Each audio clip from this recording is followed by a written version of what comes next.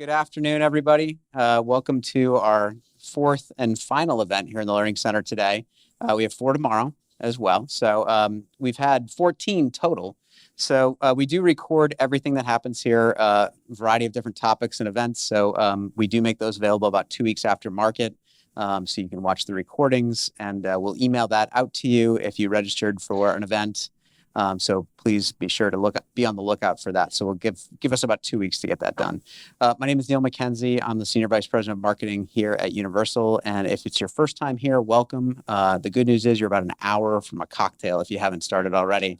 I know I am. So, and I'm excited about that. But we have a ton to see here. We have a new introduction with Modern that's on floor 3. It's about 185 SKUs. On the second floor, we have some great in-stock looks with Miranda Kerr, Aaron Valencic. On the bottom floor, which you're on here, that is our special order offering. So you can check out all our frames, fabric room, our new dining chair program for special order fabric. So take a look at that. There's also a sit test where you can go try out the cushion options, and you get, just by sitting, you get 10% off your next order with us. So on special order. So be sure to try that out. And then, of course, there's the Designer's Lounge, which has walk-in appointments for the beauty bar for hair touch-ups beginning at 5. So you can get a cocktail and get your hair touched up for the night on the town. So if you want to do any of that, all you need to do is, what's happened? It ends at 5. I'm sorry. You're going to miss the touch-ups. Sorry. But come back tomorrow. You can come back tomorrow. Yeah, sorry about that. But you can still drink. Yeah. But again, if you want to do any of that, just please check in at the front desk. They'll scan your badge and get you registered. And then throughout the showroom, you'll see pricing. We also have these scanners. You can actually scan them. It'll go into a wish list so you can remember everything that you want to buy from us, which we hope is a lot of things. So I'm going to turn it over to John McLean. We're so excited John back. I think this is the third or fourth time we've had John, and he always draws a crowd. And I think you're going to discover plutonium here in a minute. So you have a big mouth. That's the reason why. So very excited to have John, and thank you all for visiting with us. And thanks, John, for being here. Thank you, Neil. Thank you. All right. And thanks, Universal. And by the way, I'm going to be Madonna today with my little thing, because you're going to see I'm very animated when I talk. You won't hear a thing if I don't move my arms. So this is essential to this. So I assume we're all here because we know everything about pricing our business, and we have no questions about it whatsoever. And all of our models are perfect, and we can get everything in line with how we come up with those prices for clients. Yes, no. Okay. Good. Then I have a purpose for being here. All right. If you don't know who I am, quick synopsis. So this is me. I'm an interior designer. I am a business coach as well, and I have online courses that I educate all of you on. I'm the host of the Designer Within podcast. You can find that out now, and it's sort of an extension of what I do here. So it's a lot of tips on running your company and things that I've come up with in my own business and that sort of thing. I have a book right here, and I'm going to be doing a giveaway. It's the 1-year anniversary of my book. So today, I'm going to ask questions at the end, so listen closely to the presentation. And I'm going to give away 6 copies of my book for the first person to answer those 6 questions. So keep listening. And you can also buy it on Amazon or wherever if you want. Gotta love cupcakes, so I had to put that on there. As you can see, I really hate Dolly Parton. She's never, ever in my life, not in this custom art piece at all or anything like that, And inside that little piece of art is a little 13-year-old John McLean singing at his dad's company picnic dressed as Dolly Parton. So, yes, an outfit my mom put together. And most importantly, I am an advocate for all of us, for all of you, because I do run a design firm. We have offices in Orlando and then also in Los Angeles. I live on the West Coast, so have my great team here with me from the Florida office. And so it is just this wonderful learning experience. And I've learned so many things over the years. So I'm ready to share that with you all.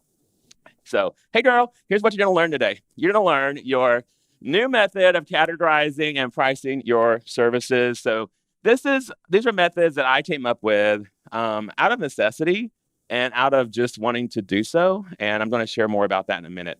You're also going to learn how to price your services for maximum profit and pleasure. Who knew pricing could bring pleasure, right? And I'm going to talk about the importance of detailing your deliverables, because that is, to me, the other component of why this model works so well for my company, and I hope for all of you as well. And I'm going to show you how to present these offers a la carte. So instead of this big, these are my design services, here's the fee, I'm going to show you how to actually sell these to a client individually or all together if you wish. So it just kind of opens up new doors for those clients who are a little wishy-washy and maybe they don't know if they want to do the entire plan with you or not. You can still make money and profit from one or all of these services. And does anybody care about how to calculate a flat fee? That's so boring, right? No, I know you do. I'm going to show you how I calculate my flat fees for design projects and answer any questions at the end of that as well. So before we get into all of this, the most important thing you need to know is who is your ideal client. And I know you've heard this 1,000 times, but I would not do my job if I did not say, please know who your ideal client is, because without that ideal client, you're not going to be selling these services to anyone. So here's my definition that I came up with for an ideal client. So your ideal client is those who find their needs fulfilled with the services that you offer. And by the way, I'm going to give you if you stay to the end, there's a QR code. You can download this entire presentation, FYI. I know, I've been there before. So they have their needs fulfilled with the services that you offer. Your method of operations, really important. And they have an appreciation and respect for your skills and your knowledge. Imagine that, right? More so, an ideal client is someone that you generally enjoy working with. That's fun. And someone who allows you to use your talents and expertise in the most optimal way for project success. And this is the one I think is the most important, who sees the value in their investment for exchange of your services. So they see the value in all of us, and that's the main takeaway that I want you to have today, is the way that I've redefined these services is talking about just that, our superpowers, our values as designers. And I don't want any of us to ever forget what those are. So here's the other part of that. If you don't define your ideal client, they will define themselves for you, I promise. The wrong people are going to come knocking on your door. They're going to bite you. They're going to hate you. They're going to tell you what to do. They're going to tell you how to run your company. And you do not want that. You want to know who is this ideal client and when they come to you, you recognize them instantly because you have vetted them out already. So this is honestly the basis for everything, as I said. So if you do not have this figured out within your business, just take some time and think about who is your ideal client. All right. So the traditional way of defining services might have looked something like this. So the client, they hire you, and they are going to hire you to be their designer, but we didn't give them a definition of what that means. So they're going to tell us what that means. So you're going to choose all the products. You're going to choose all the furniture. You're going to meet me at the architect's office. You're going to light my oven on Thanksgiving. That happened to me. It did. I promise you. Yes. You're going to answer my calls and my texts and my shouts and my smoke signals whenever I ask. You're going to pick up my furniture. You're going to do everything. So if we don't tell them what the deliverables are, they will tell us. So it's very important to be proactive in what we do when we are working with a client, especially one who has never worked with a designer before, and sometimes one that has, because they might have been working with someone who didn't have their stuff together like all of you are going to have. So we want to tell them to mute it, hush it, shut it up. We're going to tell them how we run our companies, and that is why I wanted to redefine what we do as designers. And so it's basically taking all the things that you know in design right now, all the things that you do, and putting them into nice little categories. And when you put them into categories and you give those deliverables out to people, that is when they can understand what they're getting from you. And it's also when you can charge appropriately for those. So here is my new interior design service model. It really brings, again, that value component of what we bring to our clients. And here are the 3 categories that I have broken down into the new model that we use in our company. So it's creative services, production services, and project fulfillment services. So creative and production and project fulfillment are really, again, it's things we already do. It's just we have not focused on them and we have not honed in on them in the way that I'm going to show you today. So why did I do this? I did it because I was tired of being undervalued. I did it because I love design. And then I ended up being a schlepper and I was going to pick up pillows and I was going to pick up fabrics. And I was like, no, I'm designer. Like that's not the focus of why I was hired. So I really wanted to focus back on the creative. That was the basis of why I did this. It's the reason we all do what we do. I can promise you didn't watch HGTV or This Old House or whatever and think, oh my God, I can't wait to go and do all the things behind the scenes. Like I want to do the design. You want to do the pretty things, right? So that is where I want us to really, really put the focus. And then the production part. So we had clients who were like, anybody ever heard this? I'm tired of being nickeled and dimed. I'm tired of these invoices coming up all the time. I'm tired of every month. Mostly these luxury clients say these things, but everybody's clients really do. So production is everything to do with products and ordering those products. And I'm going to show you how I calculate that fee so that you can easily calculate that for all of your projects as well. And then project fulfillment, that's the last one. I don't call it project management. It has gone bye-bye in my company. We use the term project fulfillment. And since we have redefined that alone, has changed the perspective of all the clients who hire us and know what they're getting from us. They know that we're not, and I'm going to talk more about what that is, but they know that they're not getting us on the job site managing Joe Schmo that day. We're fulfilling the design intent. All right, so I'm going to start with creative. So as you see, they all roll into each other, right? So creative is the first one. That is the biggest part of what we do. So we have 3 phases to our process. I have an 18-step process that we use within my company and when I teach to my students. But the first phase is the onboarding phase, the sort of implementation of everything. And then the second phase is when we actually do the dirty work. That's when the design happens. That's when you're measuring. That's when you're coming up with all the specifications. And I'm going to tell you what the creative part is now. So this is the definition of creative officially, as I came up with it. All of the design work, planning, creating, that become the basis for the project's overall design direction, leading to and including the final design plan. So it's what you might have been calling design services. So I want you to reframe that and think about the creative aspect of it and put the emphasis on creative. And when you put the emphasis on creative, your client also understands how important the creative parts that we bring to the table are. Here are some of the things that could fall in there. So this will allow you to see kind of like what you already do, as I said. So these are things that we already do under that category. I just want you to define it explicitly. So when you take these things and you put them under the creative services category, you can charge for these things appropriately. So your clients understand, yes, your creative fee covers, 1 through 12, whatever your number of things are. And that makes it very definitive for your client so that they're not thinking that their design fee is covering all those things that I mentioned in that first part, right?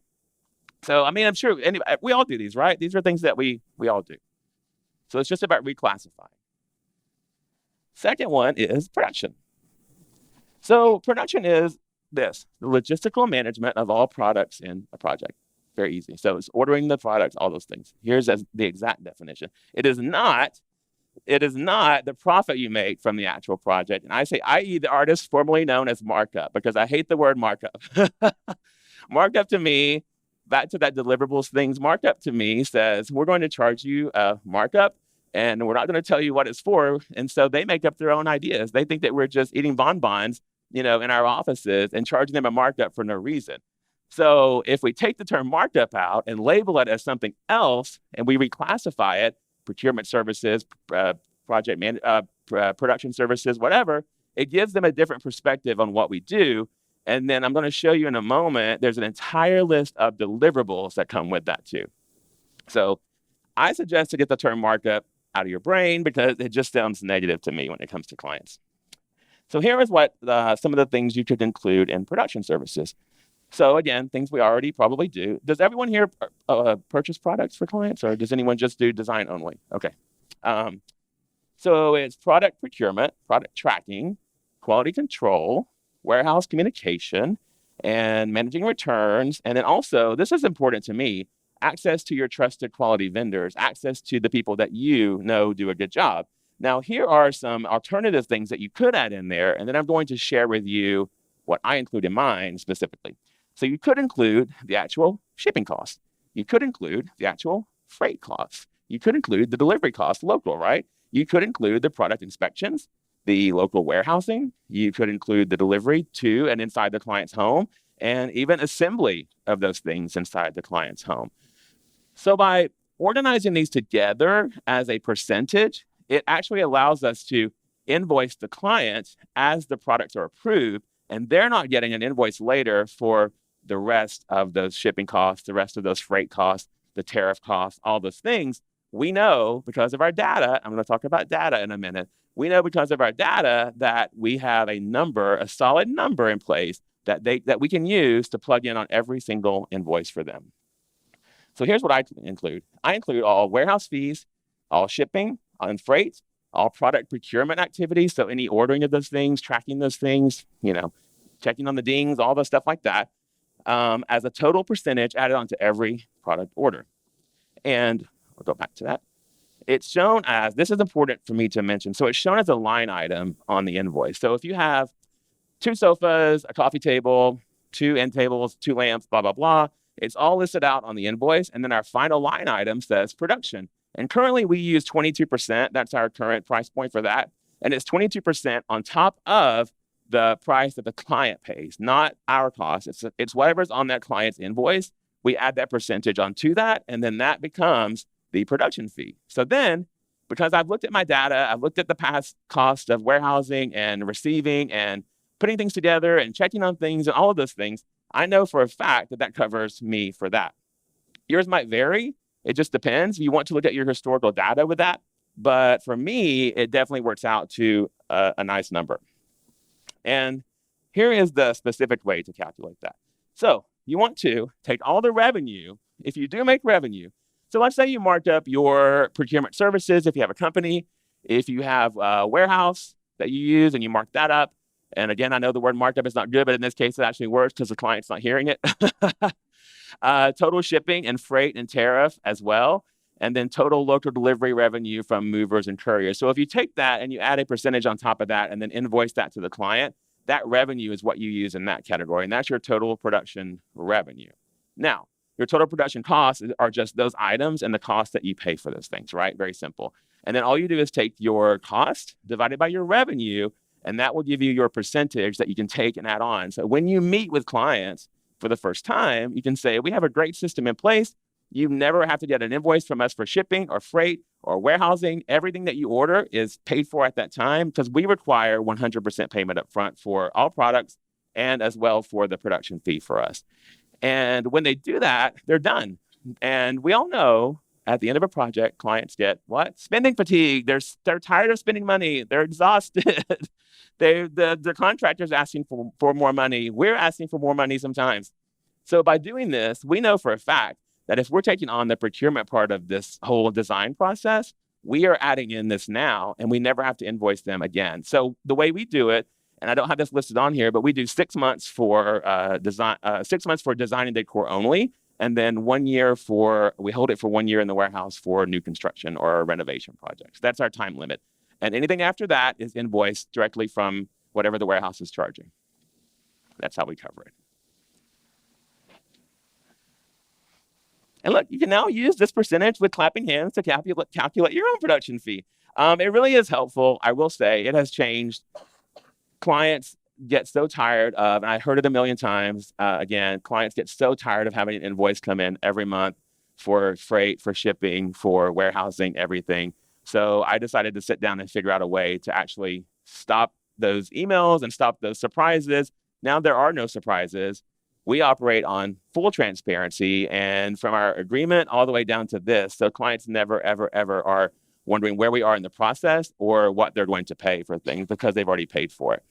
Now, the final one, and these all go in order, as I said. So the final one is project fulfillment. So here's what that is.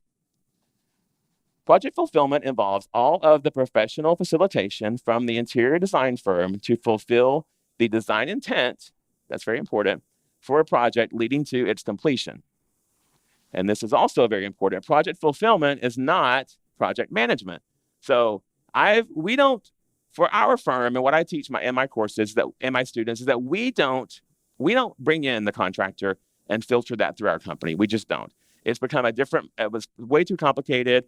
the lines were blurred. So now we require that the client signs with the contractor or the builder or the GC or whomever directly, right? And by doing that, I realized that we're not managing anything. I'm not responsible if the tile guy shows up. I'm not responsible if something is there late. We're responsible for making sure that the design that we designed comes into play. So if the tile is a pattern has to be laid out, we lay that out. If there's an elevation for sconces, all the things that we're supposed to do, again, back to that creative part, all the things that we're supposed to do falls under project fulfillment for us. And so we're making sure that the intent, the design intent is followed through, but we're not managing the project. Does that kind of make sense? Do you guys see the difference in that? It was an eye-opening experience for me. And when we started saying that term to clients, they were like, oh, okay. I told someone this earlier, and my team can vouch for this. We had a site visit, and the client apologized to us for the contractor being late for doing something. So they apologized to us, and I was like, wow, this really does work. Oh my God, we got an apology from a client. That never happens, because the client knew who was responsible for what. They knew what we were supposed to do, what lane we were in, and what lane they were in. So we charge this as a flat fee as well. You can do it hourly if you want, but we charge it as a flat fee because we list out the deliverables. So we list out exactly when we're going to the job site and what that's for, because we've done it so many times. You know the projects that you do. So if it's a new construction project, it's the same things that you do over and over and over. If it's a renovation, kitchen, you know what happens in that. You know when you need to be there. You don't have to be so like wishy-washy with your scheduling because you've done it before. And if you haven't done it before, just, ask one of us and we'll tell you, because there's the same thing over and over and over. And so there was just no reason for me to not come up with a flat fee for project fulfillment, because it was so easy to do so. And if you sit down again and do that, I think you'll see a lot of similarities. So here's what we include under project fulfillment services. So it's communication with any tradespeople or others associated with fulfilling the design intent for the design plans. Specified site visits, as I said, to ensure that the design plan is being fulfilled. There are some non-negotiables that we do. So one of ours is, again, back to the tile. If we give a tile pattern, we have to be there on the day that the tile is laid out, for instance. That's just one of our many things that we have as a site visit. So we set these milestone dates at the beginning of the project, and we use Asana, and everything's listed in there, literally everything. So order the sample, return the sample, deliver the sample, all the things are in there for us to do so that there's never a question about something being lost. And it just, by having these specified site visits, it keeps us on the same page with the GC. It keeps us on the same page with the client. They're not wondering, hey, are they showing up this week? Are they not showing up this day? We give them and of course it varies, of course, but we try our best to stay on track with that and make sure that we do that. It includes workroom visits, contractor and or tradesperson emails and phone calls. So that happens all the time. We don't like giving our cell phones out to clients, but we do give them out to tradespeople and to any vendors that we work with. Client meetings to review project progress, specified time for delivery and installation into the home of all items, and basically the entire magazine ready look, all the things it takes to get the house ready for what they see on our websites and any things that we've gotten published. That's what we do. So this takes everything from all the way to the end. And once again, they're paying a flat fee for this. So for us, when we move into that production phase, they're paying that percentage of production on top of the product, and they're paying the first payment for their project fulfillment. So they pay it then, and then 30 days later, they pay the other half of that. So the project starts, the construction starts, the renovation starts, we start ordering, then they pay us the first 50% of that, and then 30 days later is the rest of that fee. So none of that goes too long. So that is the gist of those things. But to get those things done, there's a few things that you have to do. So deliverables. I talked about that earlier. Why deliver? And I put this on here because who doesn't want their movers to look like this, right? I mean, that's pretty good. So it sets you up for clarity, transparency, and honesty. Had to wake you guys up. So by showing these deliverables and letting them know exactly what they're getting. Again, I value transparency. I value honesty. I'm transparent probably too much, but I got burned in the beginning of my career before I started doing design as a professional endeavor. And I learned that the key to making that never happen again was clarity and transparency and honesty. Also, no more wondering about how many site visits am I going to have, or how many revisions are you getting with that, or when will you be delivering? It's all laid out, everything. You have deliverables on your creative, you have deliverables on the production, and you have deliverables on your project fulfillment. So every single one of those categories has their own deliverable. It also sets the stage for change orders, for additional invoices, for price changes, anything where you have to charge more. All you have to do is go back to those deliverables and say, oh, no, this was not included under your creative. We weren't adding an addition onto your house. That wasn't in the scope of work. So that's going to be extra. So these deliverables are very important because it does allow you to charge for more when that time happens. And lastly, it allows your clients to know exactly how much value you provide to them. And again, if we sat down and listed out all the things that we do, this is how I came up with this. It was almost overwhelming to me to see exactly how much we do as designers. And we take it for granted because we do it every day. And y'all make it look easy. We all make it look easy because we just do it in our sleep. But if we list those things out and we show people what we do and don't feel like you're bragging, don't feel like you're over communicating. I said yesterday, it's kind of like a Broadway show where they perform every night, but it's the same, same information. You're giving out the same information, but you need to tell everyone that. I don't care if you know that they know it or you think that they know it. Tell them anyway, because it bears repeating all the things that we do. So this is kind of how we do our deliverables. Again, you'll get the download to this, but this one page is all of the deliverables that they get with that. And then as they decide to choose creative, project fulfillment, or production, they can choose those a la carte if they want. Because you know why? We've charged enough for creative that I don't have to worry about if they move forward with any product ordering. Because I'm valuing my creativity and I'm charging accordingly for that value, right? So a client who comes in and they're like, oh, we have to get this project done in 6 weeks. And you're like, well, normally it takes me, 12 weeks to do that, but I guess I could do it. You're compromising. You're compromising what you love to do, and you're compromising the final output.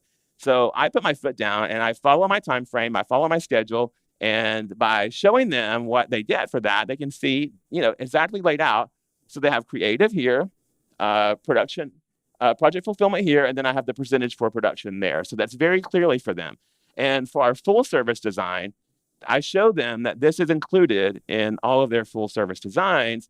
So it's sort of a requirement if we do full service. But if someone wants to come in and work with us and only have us specify things for them, and they think that they can order it, and they think that they can go out and do all of those things, then they pay us for the creative and they try to move on. 99% of them come back because they don't know what to do, but which is wonderful. But they understand, by doing this, they understand, and I want you to understand the importance of being a creative and putting that emphasis on really, again, what your superpowers really, really are. So all you have to do this, I wanted to show you one more thing, scope of work. So our scope of work is super duper important for every project that we do. And it starts at the consultation, and then we do a written scope of work. But it's basically a detailed description of all the tasks within all the spaces that are expected to be addressed during an interior design project. Very easy. So you can tell, here's how we do ours. So we do it by room or by space or by area. But by getting very, very, very detailed like that, we get to the point of coming up with pricing, and we never have to wonder, like, what should we charge for something? What was included in the scope of work? Was it a gray area? Did we say that or not say that? The client has already approved the scope of work before it goes into their agreement. They've already said, yes, that's exactly what I want you to do. So if Mr. Scope Creep starts coming in and like, oh, you did say you would choose the outside of my house. No, ma'am, I did not. It's not on there. So it's very good to be detailed with this, not only for, clarification and honesty and transparency, but for pricing as well. So I wanted to show you just the importance of having those deliverables. All right. Flat fee pricing model. This is part of that as well. And of course, the flat fee pricing model presents your services as a total package price while providing specific deliverables for each service package. Sounds nice and easy and simple, right? So easy. So here's how I want you to, I want to show you first the kind of the methods that I see happening and people using, and I'll show you the one that I like at the end.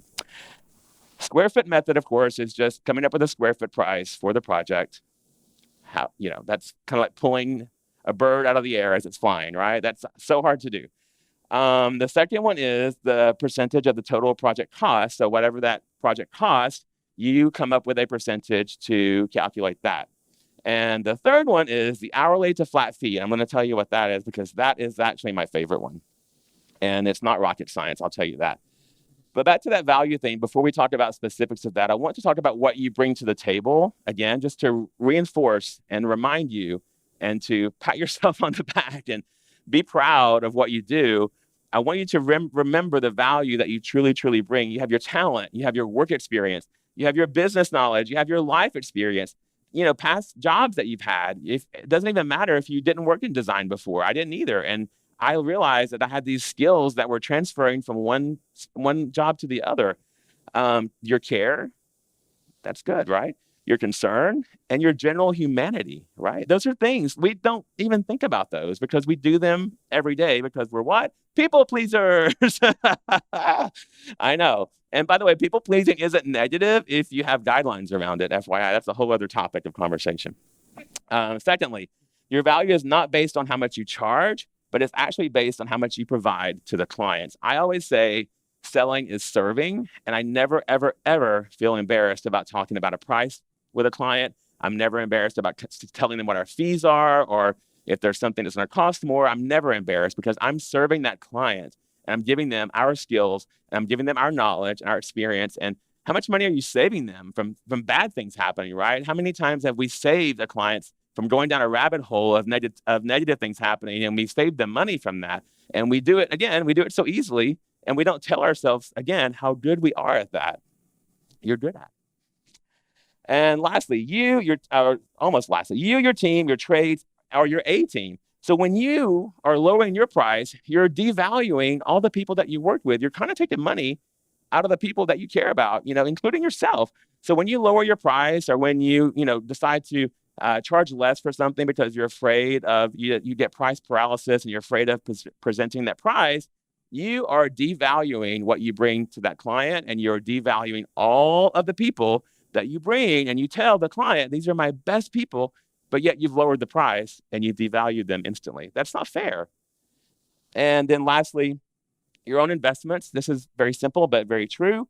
Your own investments in your company are valuable, your office, any equipment that you have, software that you use. These are all things that add into the value of what you bring. So never, ever, ever forget your value. That's really important.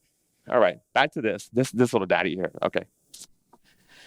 Oh, what? Know your data. Oh my gosh, know your data, know your data, know your data. I had to put that in there because I really wanted you to know your data. It is hard, I know, to sit down and do that review of the project and how much did it cost for shipping and how much did it cost for all the things, but you have to do it.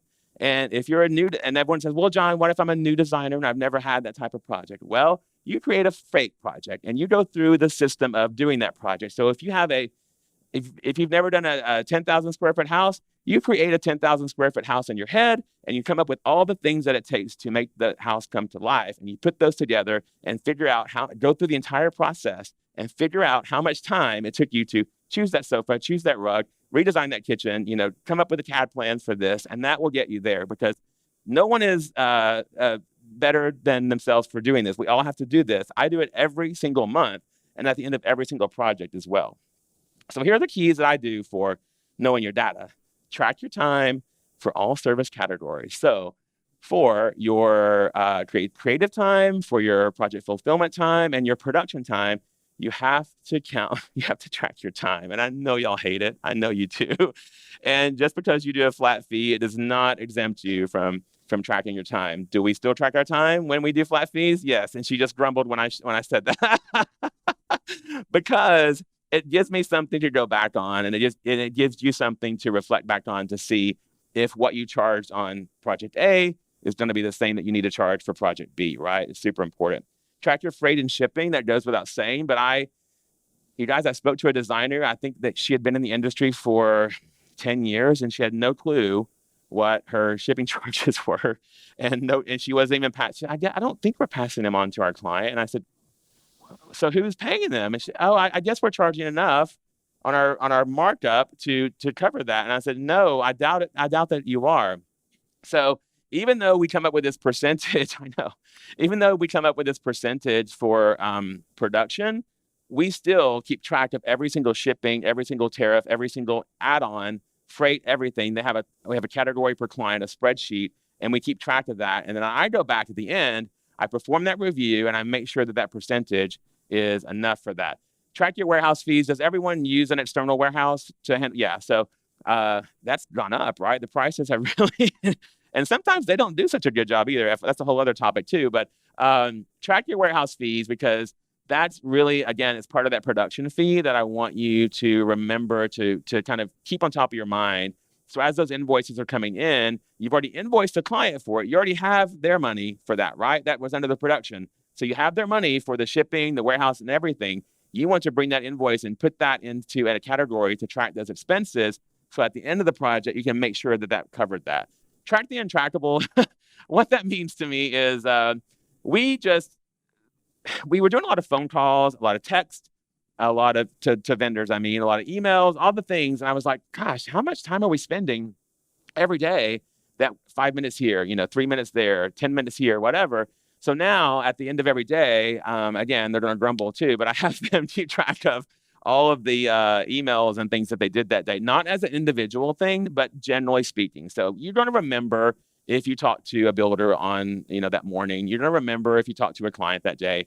You put that in that end of day report, and you say, okay, about 15 minutes today I spent dealing with those type of things, those untrackable things that we kind of brushed by the wayside because we think that, oh, it doesn't matter, it's only 5 minutes. Well, 5 minutes, into an hour turns into a lot of money that you're throwing away. To do that, I recommend time blocking. Everyone heard about time blocking, so it's great. You can time block your day. As far as the day of the week, you can have like Finance Friday or Marketing Monday or whatever. Or you can do, I love doing that because I know that my mind is focused on those tasks for those days. Or you can take your day and kind of break it up into blocks where it's like, I'm going to work on this Smith project from 9 to 12 and come up for air for 30 minutes and check email and then go right back into another project. But what your day looks like so that you're not putting out fires everywhere. And I tell my team, and it's hard to do, I understand sometimes, but it's hard to not answer the phone. It's hard to not answer an email, or we use Slack, for instance. And I know that's hard as well to not respond right away. But by time blocking your day, you know that your day is set to work on that specific project's goal for that time frame. And then you try your best not to be interrupted for that. So time blocking really does work. It at least gets your mind in line for that. All right. My recommendations for determining your flat fee pricing. First, as I said, categorize your services under those categories. So there's one here that I haven't talked about yet. I'm going to hit on in a minute. So there's creative services that project fulfillment services, and then administration services. So administration is kind of my catch-all. It's an hourly. We do not charge flat fee for that because it doesn't happen all the time. But let's say we have to spend a lot of time returning something, and it went a lot longer than we expected to do that for a client. So, or the client says, oh, can you do X, Y, and Z? And it's some little simple task, but it needs to be charged.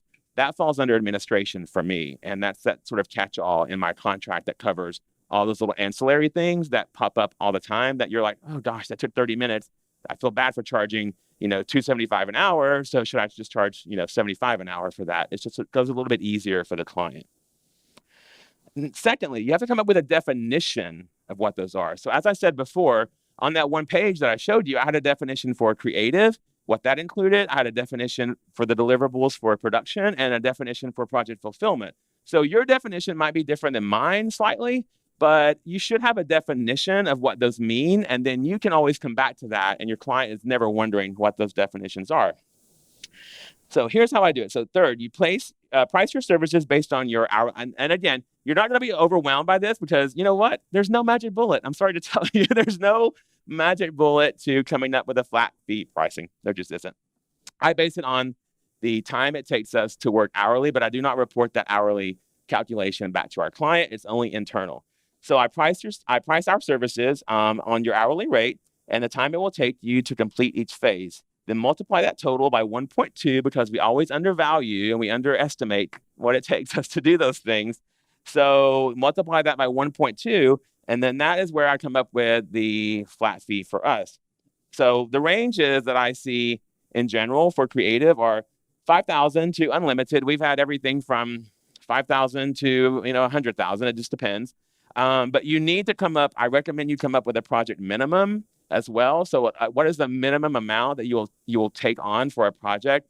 That way you're not even worried about turning away a person if they have a small project, because your minimum is clearly stated. We put hours on our website, so there's nothing to wonder about that. Project fulfillment, again, it kind of ranges based upon what you're doing, but $500 to unlimited. And then administration services, $25 to $100 per hour. That's that catch-all category that I talked about. So here's the calculation of that as well, so you can kind of see it. But so if you have your data and you understand how long it does take you to do these things, it's very, very simple to come up with your flat fee for doing those things. You're not having to wonder how long it takes you to choose a sofa again, or choose a rug, or all those things, because you've already predetermined what those are. So again, you take the hours based upon the scope of work. Again, we're back to that scope of work. So we know scope of work has 5 things for the living room, 6 things for the kids' room, 4 things for the primary, whatever. And all those things have a time frame allotted to them. And that's where the total price comes in. And then I always multiply it by 1.2 again, because that really gets me to where those if, ands, or but areas that maybe I've taken a little bit longer here, a little bit longer there. And then the same thing for project fulfillment. I always find typically that the project fulfillment is about 30% of the creative services rate. That's kind of how it tends to rank. So whatever we come up with for our creative services, our project fulfillment, or what you're now calling project management, change that term, is around 30% of that. So I know this isn't a magic bullet to coming up with a flat fee, but it really is the only tried and true way. I have tried everything under the sun. I have done every calculation. I have looked at everything. But I did want to tell you, one other option is that you could do is you could charge a flat fee for your creative. And if you're not fully set, because creative you have control over, right? Creative is the design. Creative you can do in your office. You're in control of that. Sometimes the project fulfillment does skew a little differently. So if you're a little apprehensive in the beginning, you can still charge hourly for your project fulfillment, but you're charging flat fee for your creative, and you still have those stipulations in place for that. So what I did, because it was taking a lot of time for me to do this, I came up with a designer calculator. And so for me, it really did, it took all the worry out of that. So I came up, you sit down once and you put in all the time that it takes you to choose all those things, to redesign this room, to add wainscoting to this hallway, all the things. And that is the behind the scenes of the calculator. And then you go in with your scope of work for your client's project. And that is where you put in 1 sofa, 1 redesign here, blah, blah, blah, blah, blah. So this really has streamlined the way that we have come up with calculating our design fees. And I just wanted to put it on here so that you guys can see it. If you do want to, I actually have it as part of a purchase. So if you do want to purchase that, you can, not a sales pitch. I know that, but again, I'm serving you because it's super duper helpful. And it really does cut down on the time it takes to do that. So, because if you have that data in there once, the setup of it is so easy. So you're setting up that designer calculator once with all the time that it takes you, and you never have to go back and adjust that unless that time takes longer down the road. So you put in the hours ahead of time, then you take your scope of work, plug it in, and it calculates, again, it calculates all this. So it calculates your creative, your project fulfillment, you can put in your sales tax, you can put in your delivery fees, all those things, and then it gives you a total. And then also with this, there is an estimator for your products as well. So you can come up with an estimation for your clients for how much they will spend on products. But the big thing I wanted to tell you guys today before I leave is this. So I told you that I had online courses, and I'm not a salesy person, but I'm so excited about this. And this is the first day that I have actually launched this particular course. So I talked to students in my past course who were sort of lost as far as like how long it would take or where to go or how long to do something. So I came up with this plan, which is my Design Success Academy. I'm actually debuting it today. I've talked to a few people around market already, but this is the actual debut. I wanted to wait until I was here today. But essentially, this is what this is. It's a 6-week roadmap to organize, advertise, and profitize your design business. And I am a boutique design firm. We're successful, but we're a boutique, and I want to keep it that way. I like it that way. And I figured to myself, if I'm this way, there's lots of other designers who also want to stay a little small to medium categories. So I came up with this Design Success Academy. It's a 6-week program, and everything is in there. There's the first week, which is be the leader. The second week, which is talking about your team and your trades and your vendors. The third week, which is your team. The tech that you need. The fourth week, which is deeper into how to price your services, and also more service options to offer clients as well. Because if a client doesn't come to you, they come to you and they say, yeah, I really can't afford, or I don't have the funds for your high-end service. Okay, you can be a designer on demand. We don't call it designer for the day. We call it designer on demand because we're only there for 3 hours. But during those 3 hours, they get 2 team members. They get, sometimes CAD drawings out of. They get all their specifications done. So all that is in this lesson as well. And then there's one about marketing. I love marketing. It's a passion of mine. So I have an entire module on that. And then the last one is all of my systems and processes, my Asana templates, all those things like that. So again, I'm debuting this today, and I wanted to debut it because I wanted to offer it as a beta program because I really need your help to make it perfect. Because I'm launching it officially to the world, as you would say, in January. But I want feedback from everyone. So in lieu of that, or in part of that, I should say, I'm giving 50% off on this particular course. And I think the course itself is like $25.97. So this is 50% off of that if you put that code in there. And again, I'm so excited about it. I would love, love, love to have feedback from all of you on it and ideas. And it's a give and take. So again, I expect some reciprocation, some information. I want to tweak this or add more here, or you're missing this module, that kind of thing. But the basis of it so far, I'm so excited. So this will take you to the website, and you can just see all the modules that are on there, all that's included. But I would love to have each and every one of you a part of that. We go deeper into pricing. We go deep. The designer calculator is included. My actual agreement is included in there as well. So it's a really good value for the beta program. And it's only going to be for 100 people. So when I get to 100, that's it. Nobody else for this beta program. And then you guys will give me feedback. It'll launch in January. So that is that. So this is where you guys download the presentation. And then we're going to do the giveaway.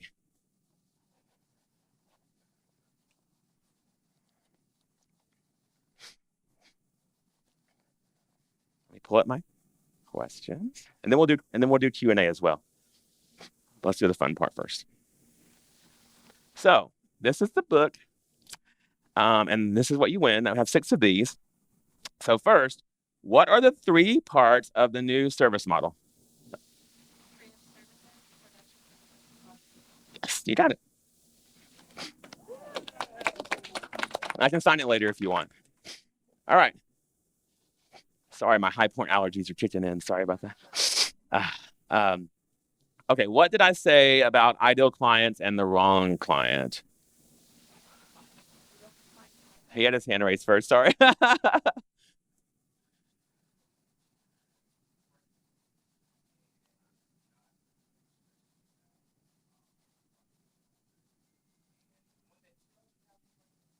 Very good. Yes. And who values you. Yes, exactly. Heather, can you give him one of those, please? Thank you. Okay, great. Next one. What was one of the reasons that we present deliverables to our client? Why do we give them these deliverables? Okay.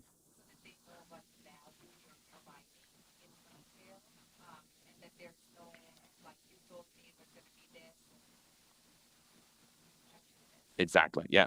Yeah. That was one of the many reasons. Yep. All right.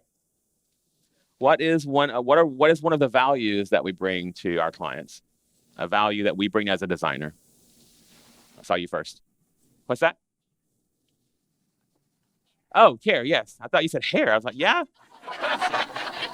Like, we do look good, but like, okay, I don't know if that's a quality value or not, but maybe. All right. What was my number 1 rule to remember before you start to calculate your fees? Yep. Okay. And at the very end, this is the last one. At the very end, I said, what was my favorite method for calculating design fees? Almost there.